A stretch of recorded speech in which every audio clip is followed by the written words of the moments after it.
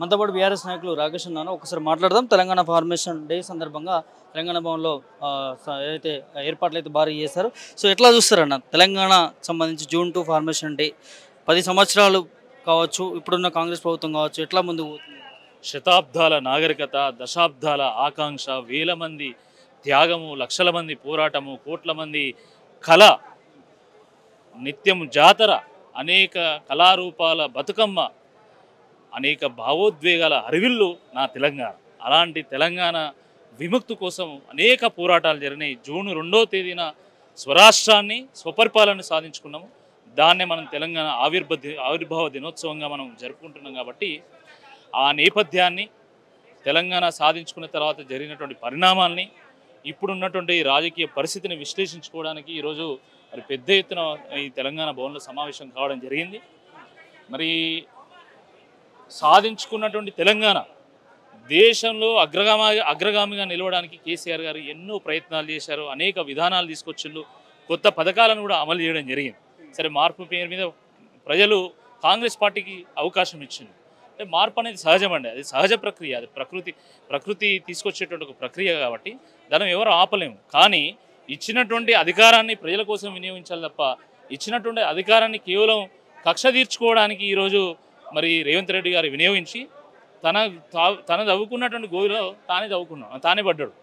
ఇప్పుడు హైడ్రా అని, మూసీ అని, లేకపోతే లఘుచర్ల అని, ఫ్యూచర్ సిటీ అని, హెచ్సియు అని, దాని తర్వాత కేసీఆర్ గారి మీద, కేటీఆర్ గారి మీద, హరీష్ రావు గారి మీద కక్షతో వేసినటువంటి కమిషన్లు కానీ, వీటన్నిటి మీద వల్ల brand Telangana image, brand Hyderabad image దెబ్బతిని ఈరోజు కనీస సంక్షేమ పథకాలు నడపడానికి కూడా ఈరోజు డబ్బు లేనటువంటి పరిస్థితి రేవంత్ రెడ్డి గారు తీసుకొచ్చిండ్రు.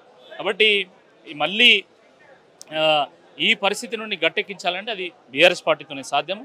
బీఆర్ఎస్ పార్టీ పోరాటం చేయాల్సినటువంటి అవసరం ఉంది అని చెప్పేసి అక్కడ కేటీఆర్ గారు, ఇక్కడ హరీష్ రావు గారు వారు నినాదం ఇవ్వడం జరిగింది, ఒక క్లారిటీ ఇవ్వడం జరిగింది, ఒక డైరెక్షన్ ఇవ్వడం జరిగింది. కార్యకర్తలు తప్పకుండా ఈ ప్రాంతం కోసం, ఈ ప్రజల కోసం ప్రేమతోని, ఒక అనురాగంతో పనిచేస్తారు. 100% మళ్ళీ తెలంగాణ తల్లిని విముక్తి చేస్తారు. మిస్ వరల్డ్కి సంబంధించి చాలా ఆరోపణలు వస్తున్నాయి. మిస్ ఇంగ్లాండ్కి సంబంధించి మ్యాగీ కొన్ని ఆరోపణలు చేసింది. ఎట్లా చూడొచ్చు? తెలంగాణ ఇంత చరిత్ర కలిగిన తెలంగాణ ఇవాళ ఇంత పరువు నష్టానికి పోతా ఉంటే ఎట్లా చూడవచ్చు? మాతృదేవోభవ, ఇది మన భారతదేశం యొక్క సంస్కృతి. ఆడబిడ్డను ఎంత గౌరవంగా చూసుకుంటామో మన బతుకమ్మను ఆడుతూ ఉంటే మనకు తెలుస్తుంది. అలాంటి ఈ నేల మీద ఆడబిడ్డలను అవమానించినటువంటి చరిత్ర, ఆ నిర్వాకం రేవంత్ రెడ్డి గారు చాలా దురదృష్టకరం అండి. రాజకీయాలు పక్కన పెట్టండి, రాజకీయాలు ఉంటాయి, పోతే పెద్ద విషయం కాదు. పార్టీ వస్తుంది, పార్టీ పోతుంది, ఒక ఆయన ముఖ్యమంత్రి అవుతారు, తెల్లారి ఇంకోరు ముఖ్యమంత్రి, అది విషయం కాదు ఇక్కడ. కానీ ఈ ప్రాంతానికి ఉన్నటువంటి గౌరవాన్ని మంట గలిపినటువంటి నేపథ్యం రేవంత్ రెడ్డి గారిది. ఎంతటి శిక్షకైనా ఆయన అర్హుడే నా ఉద్దేశం. ఎందుకంటే భారతదేశం అంటే ఒక నమ్మకం ప్రజలకి, తెలంగాణ అంటే ఒక అభిమానం ప్రజలకి, ఒక గొప్ప సంస్కృతి, గొప్ప నాగరికత ఈ నేల మీద ఉంది అని చెప్పి భావించి ఎంతోమంది వస్తుంటారు, పోతూ ఉంటారు. అతిథి దేవోభవ మన సిద్ధాంతం.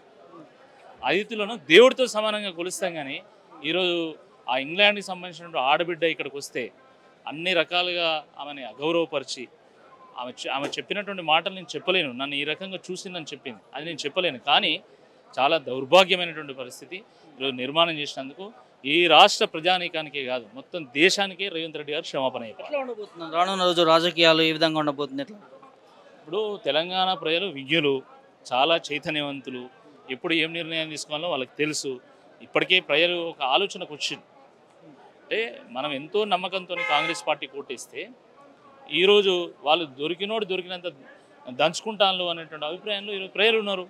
మళ్ళీ బీఆర్ఎస్ పార్టీ శ్రీరామ రక్ష అని భావిస్తున్నారు. హైడ్రా వస్తే ఎవరు పోరాటం చేసినారు, మూసీ వస్తే ఎవరు పోరాటం చేసినారు, లఘుచర్ల, ఫ్యూచర్ సిటీ, హెచ్సియు, గురుకులాలు, ఇప్పుడు బంకచర్ల, ఇట్లా ఏ వచ్చినా కూడా దానికి పోరాటం చేసేది బీఆర్ఎస్ పార్టీ శ్రీరామ రక్ష. కాబట్టి మళ్ళీ బీఆర్ఎస్ పార్టీ వెంట మనం నడవాలనేటువంటి ఆలోచనకు ఈరోజు ప్రజలు వచ్చింది. కాబట్టి రాజకీయాలు మొత్తము 180 డిగ్రీస్ తీసుకుంటాయి తెలంగాణలో, గుర్తుపెట్టుకోండి. 180 డిగ్రీస్లో రాజకీయాలు నడిస్తే ఇప్పటికే మీరు చూస్తున్న తెలంగాణ భవనం ఈరోజు జనతా గ్యారేజ్ అయిపోయింది. ఎవరికి ఏ ఆపద వచ్చినా, విద్యార్థులు, నిరుద్యోగులు, రైతు కూలీలు, కార్మికులు, ఎవరు వాళ్ళకి ఇబ్బంది కలిగినా కూడా వాళ్ళు ఇక్కడికి వస్తున్నారు. దాని తగ్గట్టుగానే బీఆర్ఎస్ పార్టీ కూడా వాళ్ళకు మాట సాయం చేస్తుంది, వాళ్ళకు న్యాయపరంగా సలహాలు ఇస్తున్నది, న్యాయపరంగా సహాయం చేస్తున్నది. తప్పకుండా వీళ్ళందరినీ కలుపుకొని సకల జనులను కలుపుకొని మళ్ళీ మన పాత తెలంగాణని తీసుకొచ్చి ఒక సంబరంలాగా చేసుకునేటువంటి రోజును తీసుకొచ్చేది బీఆర్ఎస్ పార్టీ. 100% ప్రజలు కూడా ఆ నమ్మకం ఉంది. రాజకీయాలు కూడా ఆ రకంగా నడుస్తాయి. ఇప్పటికే కేసీఆర్ గారు మరి వారు ఎల్కతుర్తిలో సభ పెట్టి ఒక భరోసాని ఇచ్చారు. ఈరోజు డల్లాస్ కేంద్రంగా కానీ ఇటు హైదరాబాద్ కేంద్రంగా కానీ అటు కేటీఆర్ గారు ఇటు హరీష్ రావు గారు కూడా ప్రజల్లో ఒక ధైర్యాన్ని నింపేటువంటి ఒక ప్రయత్నం చేశారు.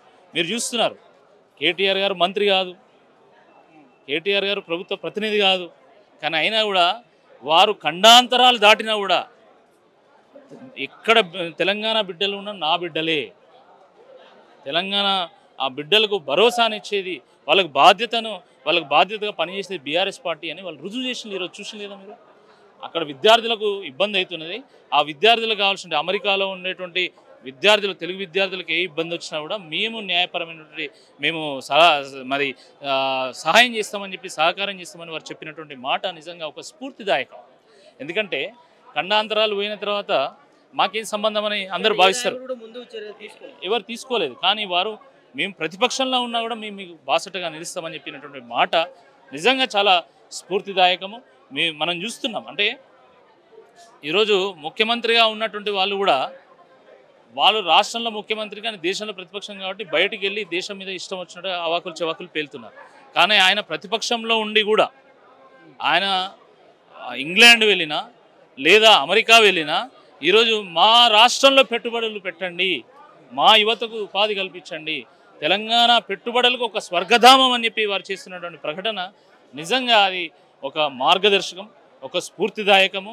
ఈ స్ఫూర్తిని అందుకోనైనా ఈ తెలంగాణ ఆవిర్భావ దినోత్సవం రోజైనా రేవంత్ రెడ్డి గారు కళ్ళు తెరవాలా, ఈ ప్రాంతం కోసం పనిచేయాలా. నువ్వు తెలంగాణ ఉద్యమంలో పాల్గొనలే, ఇట్ ఈజ్ ఓకే. నువ్వు తెలంగాణ వాదులకు రైఫిల్ ఎదురొడ్డి పోరాటం చేసినావు, వాళ్ళ మీద రాళ్ళు ఇసిరేయించే ప్రయత్నం చేసినావు, దట్ ఈజ్ ఓకే. బట్ ఈరోజు ముఖ్యమంత్రిగా ఎన్నికన్న తర్వాతనైనా ఈ నేపథ్యంలో అయినా కేసీఆర్ గారిని చూసైనా కేటీఆర్ గారిని చూసైనా కళ్ళు తెరిచి ఈరోజు ఈ తెలంగాణ ప్రాంతానికి ప్రజలకు పునరంకితం అయితే నిన్ను తెలంగాణ ప్రాంతము ఈ ప్రజలకు క్షమిస్తారు. అంతపాటు బీఆర్ఎస్ నాయకులు దూదిమెట్ల బాలరాజు ఉన్నారు, ఒకసారి మాట్లాడడం. ఎట్లా చూస్తారన్నా మిస్ వరల్డ్కి సంబంధించి, అయితే మిస్ ఇంగ్లాండ్ సంబంధించి చేసిన కామెంట్స్, ఆరోపణలు ఎట్లా? అందాల పోటీలతోటి తెలంగాణ పరువును బజార్న పడేసిన రేవంత్ రెడ్డి సర్కార్. ఇవాళ రేవంత్ రెడ్డి గారు మెగా కృష్ణారెడ్డిని తరిమి కొట్టాలి, మెగా కృష్ణారెడ్డి ఏం సంబంధం, ఆంధ్ర కాంట్రాక్ట్తో ఏం సంబంధం అన్నాడు కదా. ఇవాళ మిస్ యూనివర్సిటీ పోటీలకు మెగా కృష్ణారెడ్డి భార్యకి ఏం సంబంధమే, అడుగుతున్న సుధారెడ్డికి ఏం సంబంధం అంటున్నా నేను. ఇవాళ 100% ఆ రోజేమో కేసీఆర్ గవర్నమెంట్ ఉన్నప్పుడేమో ఒక రకంగా మాట్లాడినావు, ఇవాళ అదే మెగా కృష్ణారెడ్డి భార్యను తీసుకొచ్చావు అందాల పోటీలలో తిప్పుతా ఉన్నావు. ఆమె ఏదో అంబాసిడర్ కమిటీకి ఏదో చైర్మన్ ఏదో చేసినట్టు కొడతా ఉంది నాకు ఇవాళ. కాబట్టి ఒకవైపే ఇది జరుగుతూ ఉంది. అందాల పోటీల పేరుతోటి ఆ మిస్ ఇంగ్లాండ్ సంబంధించినటువంటి మహిళను ఇబ్బంది పెట్టిన సందర్భం కనపడతా ఉంది.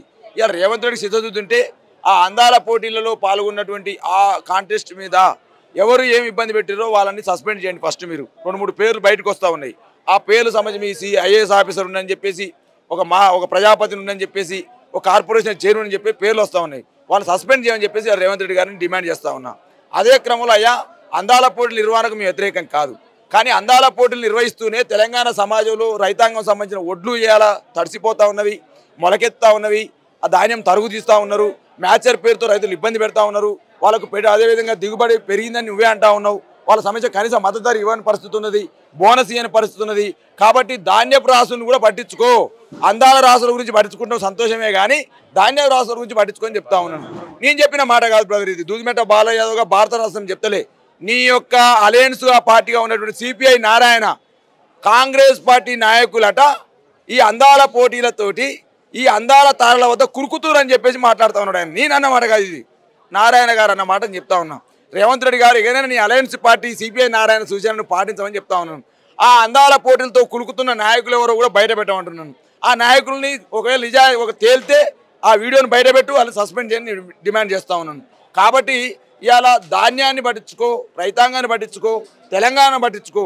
అదే క్రమంలో నువ్వు ఏదైతే ఇవాళ తెలంగాణ ప్రాంతంలో జరుగుతున్నటువంటి ఏదైతే ఈ ఫార్మేషన్ డే సందర్భంగా ఇవాళ అనేక రకాలుగా తెలంగాణ సంబంధించి ఇంత గొప్పగా ఈ 10 సంవత్సరాలు పూర్తి చేసుకొని 11 సంవత్సరాలు అడుగుపెడుతున్న సందర్భంలో ఇవాళ తలసరి ఆదాయంలో కేసీఆర్ గారి నాయకత్వంలో ఎట్లా డెవలప్ అయినాం, జిఎస్డిపి ఏ విధంగా డెవలప్ అయిపోయినాం, ఇవాళ పారిశ్రామికంగా ఏ విధంగా డెవలప్ అయిపోయినాం, విద్యాపరంగా ఏ విధంగా డెవలప్ అయిపోయినాం, ఉద్యోగపరంగా ఏ విధంగా డెవలప్ అయిపోయినాం, రియల్ ఎస్టేట్ పరంగా ఏ విధంగా డెవలప్ అయిపోయినాం, ఈ విధంగా అన్ని రకాలుగా అంటే అన్ని రంగాలను కేసీఆర్ గారు డెవలప్ చేస్తే ఇలా అన్ని రంగాలను కుదేలు చేస్తూ ఇవాళ రియల్ ఎస్టేట్ రంగం ఆదాయం తగ్గిపోయాయి, అదేవిధంగా ఇన్కమ్ ట్యాక్స్ మొత్తం కూడా తగ్గిపోయాయి, అదేవిధంగా సొంత పనుల రాబడి తగ్గిపోయాయి, ఇవాళ ట్రాన్స్పోర్ట్ ఆదాయం తగ్గిపోయాయి. ఇక పెరిగిందల్లా ఒకే ఆదాయం అన్నట్టుగా గతంలో తాగుబోతుల రాష్ట్రాన్ని చేస్తుండే కేసీఆర్ విమర్శించిన రేవంత్ రెడ్డి ఇవాళ ఓన్లీ ఎక్సైజ్ ఆదాయం మాత్రమే పెరుగుతుంది. అన్ని ఆదాయాలు తగ్గినాయి బ్రదర్, ఇవాళ అన్ని ఆదాయాలు తగ్గినాయి, ఒకటే ఆదాయం పెరిగింది ఎక్సైజ్ ఆదాయం మాత్రమే. మరి ఎవరు తాగుబోతుల రాష్ట్రం చేస్తుండే రేవంత్ రెడ్డి? నువ్వు కాదా తాగుబోతుల రాష్ట్రం చేస్తుంది రేవంత్ రెడ్డి. మాటలేమో శిలక పలుకు లెక్క పలికినావు ఆ రోజు, చేతులేమో ఇవాళ దుర్మార్గం చేతలు చేస్తా ఉన్నావు. ఇవాళ నువ్వు అన్నావుగా కేసీఆర్ని సెక్రటరీకి రాడన్నావు కదా రేవంత్ రెడ్డి, ఎన్నిసార్లు వచ్చినావు రేవంత్ రెడ్డి నువ్వు సెక్రటరీకి? ఇవాళ నువ్వు జూబ్లీ హిల్స్ ప్యాలెస్లో సమీక్షలు పెడతా ఉన్నావు, నువ్వు కనీసం సెక్రటరీకి ముఖం చూస్తలేవు. నువ్వు అన్నావు కదా కేసీఆర్కి వాస్తు ఎక్కువ అన్నావు కదా, నీకు వాస్తు లేదా? గేట్లు మార్పిస్తుంది నువ్వే కదా, ముందు గేట్ నువ్వే మార్చినావు కదా నాయన.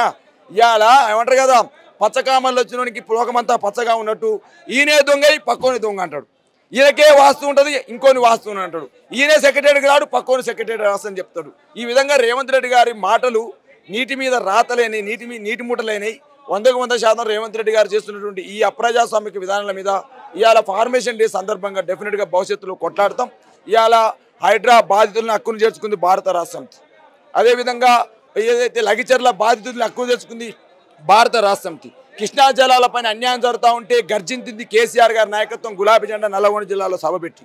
అదేవిధంగా ఇవాళ ముసలమ్మలు ఇబ్బంది పడ్డా, రైతులు ఇబ్బంది పడ్డా, మహిళలు ఇబ్బంది పడ్డా, సబ్బండ వర్గాలు ఎవరు ఇబ్బంది పడ్డా వాళ్ళ హక్కును చేసుకుంది భారత రాష్ట్రం. ఇవాళ ఏదో సోషల్ మీడియాలో పేపర్లలో మా కేటీఆర్ గారు ఏం కొట్లాడలేదు అని మాట్లాడుతారు కదా. అయ్యా ఇవాళ అన్ని వర్గాల ప్రజలకు ఎవరు పోయారా ముషిరాబాద్లో ఆ రోజు హైడ్రా బాధితులకు మీరు హైడ్రా పేరుతోటి పేదోళ్ళు ఇల్లు కూలగొడతామంటే ఖబర్దార్ అని చెప్పేసి భరోసా ఇచ్చిన నాయకుడు ఎవరు? కేటీఆర్ కాదని అడుగుతా ఉన్నాను. లగిచర్లలో గిరిజన రైతులు భూమి గుంజుకుంటా ఉంటే భరోసా ఇచ్చిన నాయకుడు ఎవరు? కేటీఆర్ కాదని అడుగుతా ఉన్నాను. ఇలా చాలా విధాలుగా మాట్లాడుతున్నటువంటి నాయకత్వానికి నేను కూడా చెప్తా ఉన్నాను.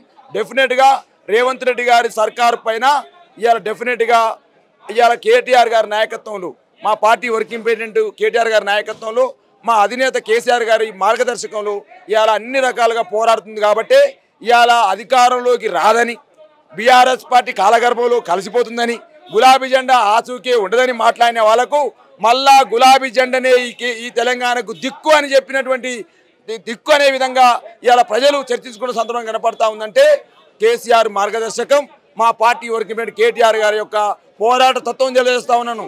ఇలా అన్న కేటీఆర్ గారు చెప్పారు, ఏమని చెప్పారు? లగిచర్ల గిరిజన రైతుల భూముల కోసం నన్ను అరెస్ట్ చేస్తానంటే చెయ్యి దమ్ముంటే అని చెప్పేసి మాట్లాడిన నాయకుడు కేటీఆర్ అని చెప్పేసి సగర్వంగా చెప్పగలుగుతాం. డెఫినెట్గా భవిష్యత్తులో కేటీఆర్ గారి నాయకత్వంలో కేసీఆర్ మార్గదర్శకంలో మళ్ళీ గులాబీ జెండా తెలంగాణలో ఎగరబోతా ఉంది. డెఫినెట్గా ప్రజా పోరాటాలు ఏదైతే ఉన్నాయో ఇవాళ రైతాంగం సమస్యలపైన, మహిళల సమస్యలపైన, విద్యార్థుల సమస్యలపైన, యువకుల సమస్యలపైన కాంగ్రెస్ పార్టీ ఇచ్చిన 6 గ్యారంటీల పేరుతోటి దగా చేసిందో ఆ దగా కాంగ్రెస్ ప్రభుత్వం పైన మా పార్టీ వర్కింగ్ ప్రెసిడెంట్ కేటీఆర్ గారి సూచన మేరకు డెఫినెట్గా పోరాడతాం. కాళేశ్వరం పైన కేసీఆర్కి నోటీసులు ఇవ్వడం జరిగింది, ఎట్లా చూస్తారు? ఇది కేసీఆర్ ఒక దోషులు నిలబెట్టే ప్రయత్నం చేస్తూ ఉన్నటువంటి సిచ్యువేషన్ కనిపిస్తుంది. బ్రదర్, సూర్యుని పైన ఉమ్మేస్తే మళ్ళీ వాళ్ళ ముఖం మీనే పడుతుంది. కేసీఆర్ని పలసన చేద్దామని, కేసీఆర్ గారిని ఇబ్బంది పెడదామని, కేసీఆర్ గారిని ఏదో కేసు పెడుతున్నో ఏదో పేరుతున్నా అనుకుంటా బిడ్డ, కేసీఆర్ని బదనాం చేద్దామన్న వాళ్ళు, కేసీఆర్ని ఇబ్బంది పెడదామన్న వాళ్ళు, గులాబీ జెండాను కథం చేద్దామన్న వాళ్ళు, కేసీఆర్ కాలగర్భంలో కలిసేద్దామన్న వాళ్ళే కాలగర్భంలో కలిసిపోయారు తప్ప గులాబీ జెండాను కాలగర్భంలో కలుపుదామన్న వాళ్ళు, కేసీఆర్ రాజకీయాన్ని మొత్తం కూడా తీసేద్దాం అనుకున్న వాళ్ళే కాలగర్భంలో కలిసిపోయారు తప్ప కేసీఆర్ ఎప్పుడు కూడా శిఖరం అంతే ఉన్నాడు. గులాబీ జెండా ఎప్పుడు శిఖరం మీదనే ఉంది. ఆ విధంగానే నిజాయితీ ఉంది కాబట్టి గులాబీ జెండా సక్సెస్ అయింది, తెలంగాణ రాష్ట్రం వచ్చింది. మళ్ళీ కూడా ఇలా ఆటలాడుతూ ఉన్నారు. అయ్యా నిప్పుతో ఆట పులితో వేట వద్దురా బాబు, నిప్పుతో ఆట పులితో వేట వద్దు. కేసీఆర్ నిప్పురా బాబు, కేసీఆర్ సింహంరా బాబు, సింహంతో పెట్టుకుంటే నీ ఆటలు సాగం. రేవంత్ రెడ్డి నోటీసుల పేరుతోటి, ఇవాళ కమిషన్ల పేరుతోటి నేను అడుగుతా ఉన్నాను. ఇవాళ ఎందుకు కమిషన్లు వేస్తావయ్యా? రైతాంగాన్ని నీళ్ళు ఇచ్చినటువంటి కాళేశ్వరం మీద కమిషన్ వేస్తావు నువ్వు. తెలంగాణ పైన 24 గంటల కరెంట్ ఇచ్చినటువంటి విద్యుత్ ఒప్పందాల పైన కమిషన్లు వేస్తావా నువ్వు? నేను అడుగుతా ఉన్నాను. ఇవాళ ఈ రాష్ట్రంలో కనపడతా ఉంది ఏంటంటే మంచి పనులు చేసినటువంటి కార్యక్రమాల మీద కమిషన్లు వేస్తూ ఉన్నారు. కాంట్రాక్ట్లకు ఇచ్చే పైసలు 20% మాత్రం కమిషన్లు తీసుకుంటా ఉన్నారు. మంచి పనుల మీదనేమో కమిషన్లు చేసి ఇబ్బంది పెడతా ఉన్నారు. ఏదైతే కాంట్రాక్ట్లకు ఇచ్చే పైసలు ఏదైతే ఉన్నాయో 20% ఇస్తేనే కమిషన్లు తీసుకుంటా అంటే అక్కడనేమో మంచి పనుల మీద కమిషన్ వేసి ఇబ్బంది, ఇక్కడనేమో పైసల కోసం 20% కమిషన్లు రేవంత్ రెడ్డి సర్కారు చూస్తూ ఉన్నాం బ్రదర్. ఏం చెప్తారన్న ఫార్మేషన్ డే సందర్భంగా ప్రభుత్వానికి కావచ్చు? ఏం చేస్తాం? ఇవాళ కట్టెపట్టుకున్నటువంటి రేవంత్ రెడ్డి దొంగ, కట్టెపట్టుకున్నటువంటి రేవంత్ రెడ్డి ముఖ్యమంత్రి ఇవాళ దొంగలాగా వ్యవహరిస్తూ ఉన్నాడు. ఇవాళ ఆయన మాట్లాడే మాటలేంది బ్రదర్? 11 సంవత్సరాలు పూర్తి చేసుకుంది, 10 సంవత్సరాలు తెలంగాణ ప్రాంతం ఎంత డెవలప్మెంట్ అయింది, ఇదో 11 సంవత్సరాలు అడుగు పెట్టినాము. ఏ ముఖ్యమంత్రి ఏం మాట్లాడాలి? ఈ రాష్ట్రాన్ని డెవలప్ చేస్తున్నాం అనాలి. ఏం మాట్లాడతారండి? ఈ రాష్ట్రం దివాలా తీస్తుంది, ఈ రాష్ట్రంలో అప్పులు పుడతలేవు, ఈ రాష్ట్రం సంబంధించి ఇవాళ మొత్తం కూడా దొంగల లెక్క చూస్తూ ఉన్నారు, అప్పులు పోతే చెప్పులు ఎత్తకపోతారని భయపడతా ఉన్నారు అని చెప్పేసి ఈ రాష్ట్రాన్ని దివాలా తీస్తూ ఉన్నాడు. ఎందుకు తీస్తుంది తెలుసా? అలా గురువుగారి యొక్క రాష్ట్రం బాగుపడాలి కదా. అమరావతికి డెవలప్ చేయాలన్నా, అమరావతికి పెట్టుబడులు పోవాలన్నా, ఆంధ్రప్రదేశ్ బాగుపడాలంటే ఏం చేయాలి? హైదరాబాద్ నాశనం కావాలి, తెలంగాణ నాశనం కావాలి. కాబట్టి తెలంగాణ ఇమేజ్ని ఏం చేయాలి? పరువు తీయాలి. కాబట్టి అలా తెలంగాణ అభివృద్ధి కావట్లేదని, తెలంగాణకు అప్పులు పుడతలేవని హైదరాబాద్ ఇమేజ్ ఎందుకు డ్యామేజ్ చేస్తూ ఉన్నాడు? చంద్రబాబు నాయుడు వాళ్ళ గురువుగారి యొక్క ప్రేమ కోసం, వాళ్ళ యొక్క కోరిక కోసం చేస్తూ ఉన్నాడు. ఇవాళ కృష్ణా జలాల మీద, గోదావరి జలాల మీద రేవంత్ రెడ్డి మాట్లాడుతున్నా బ్రదర్. ఇవాళ ఏదైతే బంకించర్ల సంబంధించినటువంటి గోదావరి ఏదైతే కనెక్టివిటీ ఉందో దాని మీద రేవంత్ రెడ్డి ఎందుకు మాట్లాడతలే? దాని మీద కాంగ్రెస్ పార్టీ ఎందుకు మాట్లాడతలే? కృష్ణా జలాలు తరలించకపోతుంటే రేవంత్ రెడ్డి ఎందుకు మాట్లాడతలే? అంటే గురువుగారి కోరిక నెరవేర్చాలి. కాబట్టి ఇవాళ నేను అడుగుతాను, ఒకవైపు ఏమో రజనీకాంత్ లాంటి వాళ్ళు వచ్చేమో డల్లాస్ లెక్క ఉంది, న్యూయార్క్ లెక్క ఉంది హైదరాబాద్ అంటే, హైదరాబాద్ దివాళీ తీసే పని ఈయన చేస్తూ ఉన్నాడు. 100% చంద్రబాబు నాయుడు ఆడిస్తున్న డ్రామాలో భాగంగానే ఇవాళ రేవంత్ రెడ్డి హైదరాబాద్ బ్రాండ్ ఇమేజ్ మీద, తెలంగాణ బ్రాండ్ ఇమేజ్ దెబ్బతీస్తామని అనుకుంటా ఉన్నాను. మనతో పాటు బీఆర్ఎస్ మహిళా నాయకులు మంజుల రాణి గారు ఉన్నారు. ఒకసారి మాట్లాడదాం. ఎట్లా చూస్తారు తెలంగాణ ఫార్మేషన్ అంటే? ఎట్లా సెలబ్రేషన్ చేసుకుంటున్నారు తెలంగాణ? ఇప్పుడైతే బాధగానే చేసుకుంటున్నాం. రేవంత్ రెడ్డి పేరు మీద ఈరోజు 10 సంవత్సరాలు బాగా చేసుకున్నాము. ఇది రేవంత్ రెడ్డి పేరు మీద 18 నెలలు మొత్తము తెలంగాణను అంటారు కదా, మొత్తం భూస్థాపితం చేయడానికే రేవంత్ రెడ్డి కంకణం కట్టుకొని కాంగ్రెస్ రూపంలో ఒక ఆర్ఎస్ఎస్ మనిషి వచ్చి తెలంగాణను నాశనం చేయడానికే రేవంత్ రెడ్డి ఈరోజు కంకణం కట్టుకున్నాడు. ఎక్కడి నుంచి అంటే కింది స్థాయి నుంచి పై స్థాయి వరకు ప్రతి దాంట్లోనూ రేవంత్ రెడ్డి బాపు ఆనవాళ్ళు తుడిచేస్తానన్నాడు, బాపు ఆనవాళ్ళు లేకుండా చేస్తా అన్నాడు. ఈరోజు సుందరి మనల్ని తీసుకొచ్చి ప్రతిదీ మన బాపు అంటారు కదా, ఎక్కడెక్కడైతే బాపు పెట్టిన ఉన్నాయో కట్టిండ్రో అవన్నిటిని బాపు కేసీఆర్ చేసింది చూపియకనే చూపించిండు రేవంత్ రెడ్డి. అట్లాంటి మూర్ఖుడు ఆ మూర్ఖుడు గురించి మాట్లాడడానికి కూడా కొంచెం బాధతోనే మాట్లాడుతున్నామా. ఈరోజు 4,30,00,000 మంది తెలంగాణ ప్రజలు బాపుని ఎందుకు వదులుకున్నామా? మాకు శని వచ్చి అంటారు కదా, ఇంకా 2 ఏళ్ళు 3 ఏళ్ళు ఈ శని ఎట్లా పోతుందా? 2 ఏళ్ళు అయితే చూడక 18 నెలలు అయిపోయింది. కాబట్టి ఈ శని అనేది తెలంగాణకు పట్టింది. ఒక్కరికి పట్టిన శని కాదు, మొత్తం తెలంగాణ ప్రజలకు, తెలంగాణకు మొత్తము తెలంగాణ శని పట్టింది. ఎట్లా వదిలిపెట్టుకోవాలని ప్రజలు బాధపడుతున్నారు. ప్రతిదీ బాపు కేసీఆర్ది ఏదైతే పథకం ఉందో అవన్నీ బొందబెట్టిండు, వాడిచ్చిన హామీలు కూడా బొందబెట్టిండు. కాలి కళ్ళబుల్లి మాటలు చెప్తుంటూ టైంపాస్ చేస్తున్నాడు. ఈ అంటారు కదా, అవకాలి వానాలు వచ్చి రైతులు రక్తము కన్నీళ్ళు లేవు, ఇప్పుడు రైతులకు రక్తం కాలుతున్నాయి. వాళ్ళ పండించిన పంటను కూడా తీసుకోకుండా నెల రోజుల నుంచి ఎండలో బాణ అనకుండా వాళ్ళు కొట్టుకపోయింది వరద. ఇది వాళ్ళకి ఎట్లా ఎవరిస్తారు? నష్టపరిహారం ఎవరిస్తారు? రైతు బంధు లేదు, రైతు బీమా లేదు. అసలు తెలంగాణ ఆవిర్భావన దినోత్సవం రోజు ఒక పండుగలా చేసుకుంటుండే తెలంగాణ ప్రజలు. ఈరోజు మీరు పోయి అంటారు కదా వీధులలో పోయి తెలంగాణ హైదరాబాదులనే పోయి చూడండి అమ్మ ఎట్లా ఉంది. అసలు తెలంగాణ ఆవిర్భావన దినోత్సవం లాగా లేదు. రేవంత్ రెడ్డి చచ్చిపోయినట్టున్నది. రేవంత్ రెడ్డి చచ్చిపోతే దినం ఎట్లా పెట్టుకుంటాం అట్లా ఉన్నది ఇప్పుడు. ఈరోజు ఎవడమ్మా ముఖ్యమంత్రి? ఎవడు ముఖ్యమంత్రి స్థాయికి ఉన్నాడు వాడు? అసలు వాని కుక్కని తీసుకొని అంటారు కదా, గాడిది. అది కుక్క అంటే విశ్వాసం ఉంటుంది కుక్కకు పెడితే. గాడిదని తీసుకొని సింహాసనం మీద కూర్చోబెట్టినట్టున్నది. ముఖ్యమంత్రి స్థాయికి లేడు వాడు. ప్రతిదీ పిల్లల లగచర్య ఎన్నిసార్లు చెప్పినా ఈ 18 నెలల వాడు చేసిన పాపాలని చెప్పి మా పాపం చుట్టుకుంటట్టున్నది. హైడ్రా అయిపోయింది, లగచర్య అయిపోయింది, రైతులను మొత్తం గోస, ఆశా వర్కర్లను అన్ని హామీలు గుండు సున్నా పెట్టిండు. కళ్యాణ లక్ష్మి ఇస్తాడు, తులం బంగారం ఎక్కడ పోయింది? తులం బంగారం. సుందరి మనల చుట్టూ తిరుగుతున్నాడు, బ్రోకర్ దందా చేస్తున్నాడు రేవంత్ రెడ్డి. సిగ్గు శరం ఏమన్నా ఉంటే నేను ఆ రోజే ఉస్మానియా యూనివర్సిటీ కాడ చెప్పిన, కొన్ని ఛానళ్ళతో బ్రోకర్ దందా చేస్తుండు వీడు. అందుకనే అమెరికాలో పోయి ఈ బ్రోకర్ చేస్తున్నాడనే మేరీ ఆమె పేరు మ్యాగీ అనేట ఆమె పోయి కంప్లైంట్ పెట్టిండ్రు. ఒక్కొక్క సుందరిమని ఎంబడి ఇద్దరిని అంటారు కదా, వాళ్ళను బ్రీకరో వీడేవి అన్నదం మొత్తం వాళ్ళని కూసబెట్టిండు. బ్రోకర్ దందా చేసి ఎన్ని లక్షలు సంపాదించినావు రేవంత్ రెడ్డి? ఈరోజు ఈ మీడియా ముఖంగా అడుగుతున్నాం. ఇదే నీకు ఈ కార్ రేసి చేస్తేనేమో నీకు పడలేదు, గవర్నమెంట్కు మనకు ఆదాయం వచ్చేది పడలేదు. కానీ సుందరీమణులు ఎంబడి 250 కోట్లు ఖర్చు పెట్టిండు. మళ్ళీ 250 కోట్ల లక్షలు వచ్చినాయా? మళ్ళీ ఏమొచ్చినాయి వాళ్ళకి? ఒక్కొక్కరికి 8 కోట్ల 9 కోట్ల 30 కోట్ల 30 తొలాల బంగారం ఇచ్చిండు. ఇక్కడున్న ఆడబిడ్డలకు కాళ్ళు కడిగిపించిండు.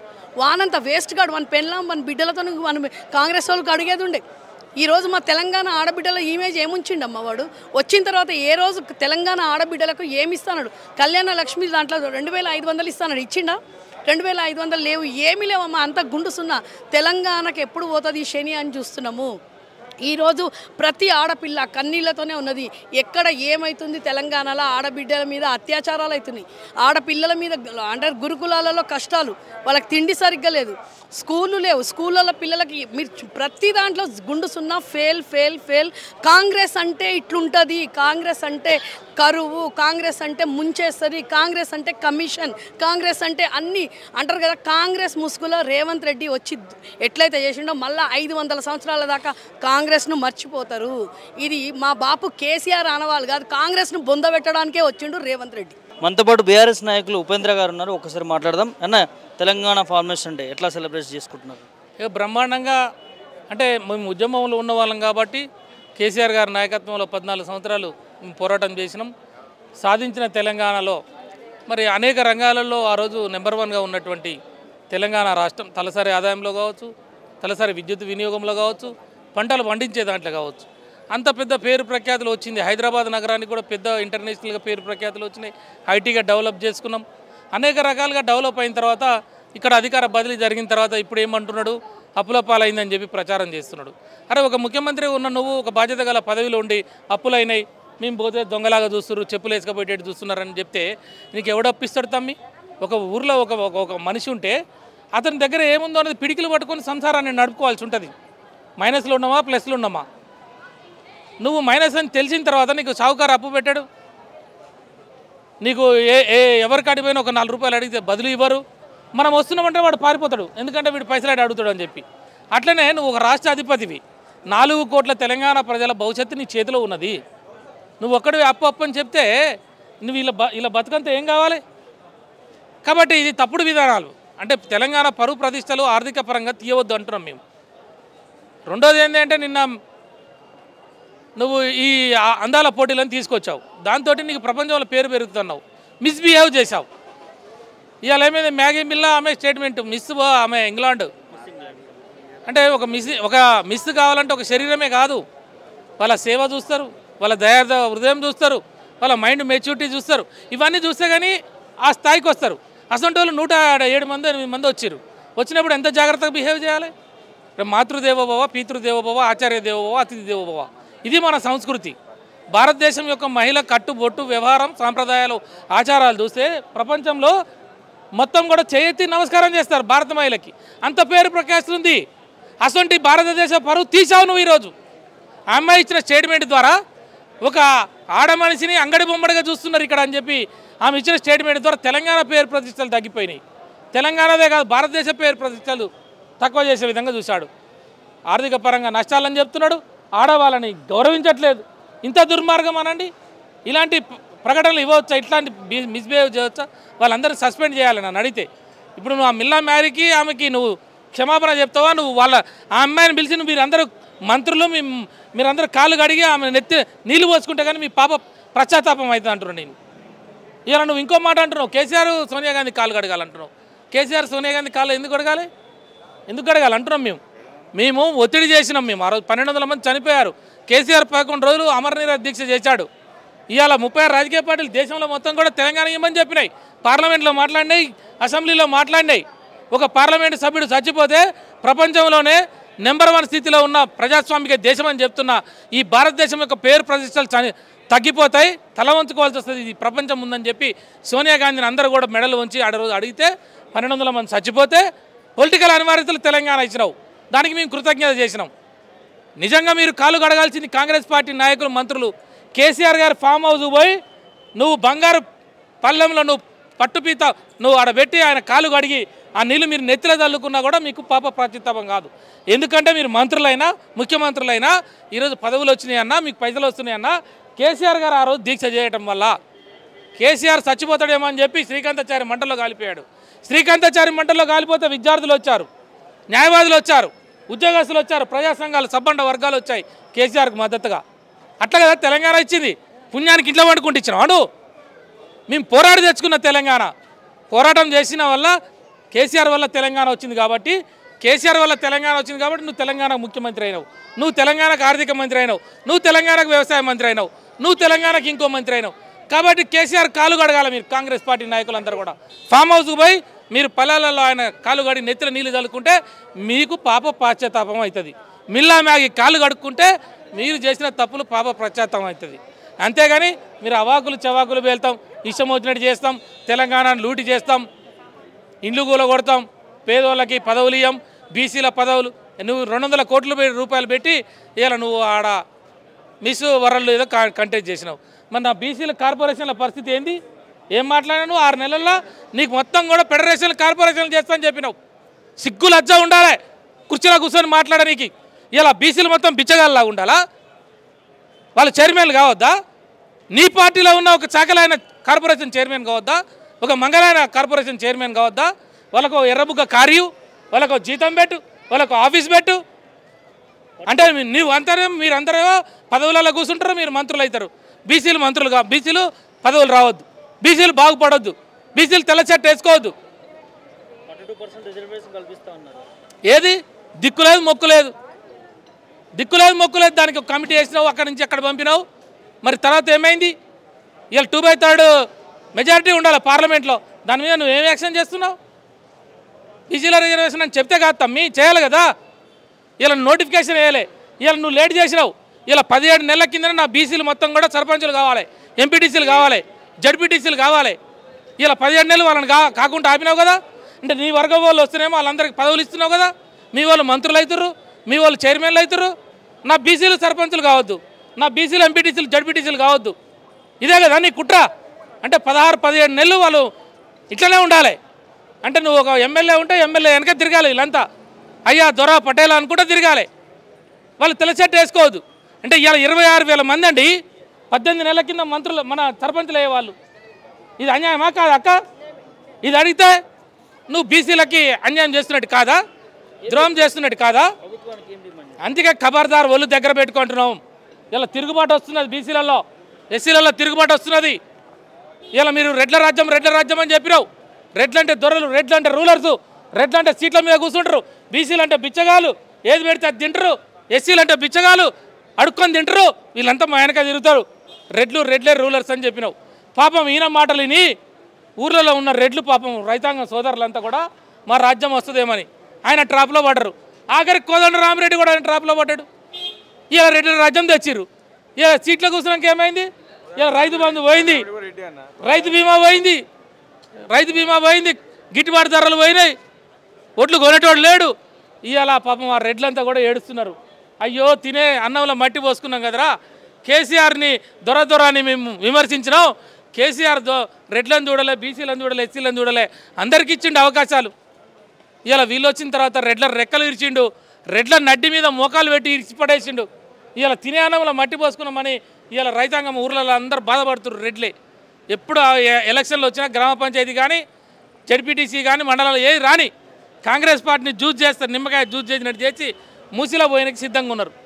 ఇక కాంగ్రెస్ పార్టీ కథం. 30-40 ఏళ్ళు ఆ జెండా పట్టేటోడు లేడు, దాని గురించి చూసేటోడు లేడు. ఈ ఎదవాళ్ళంతా, ఈ దరిద్రులంతా, ఈ నీచులంతా ఇలా ఆడవాళ్ళతోటి మిస్బిహేవ్ చేసి చెడ్డ పేరు తెచ్చిర్రు, అప్పులైన అని చెప్పి తప్పు చేస్తున్నారు.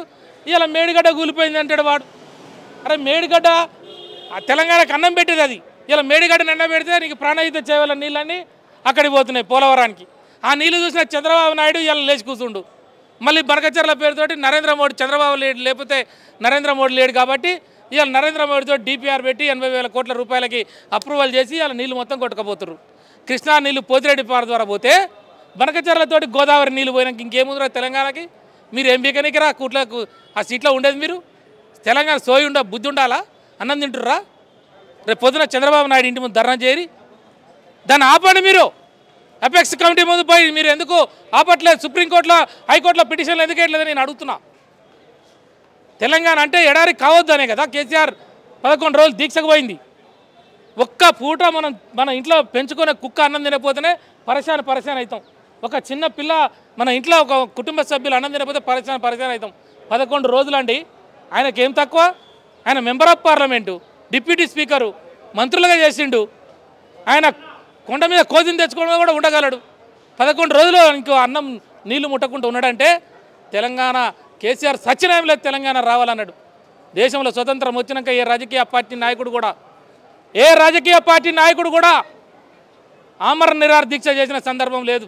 ఒక మహాత్మా గాంధీ చేసిండు, పొట్టి శ్రీరాములు చేసిండు, తర్వాత కేసీఆర్ చేసిండు.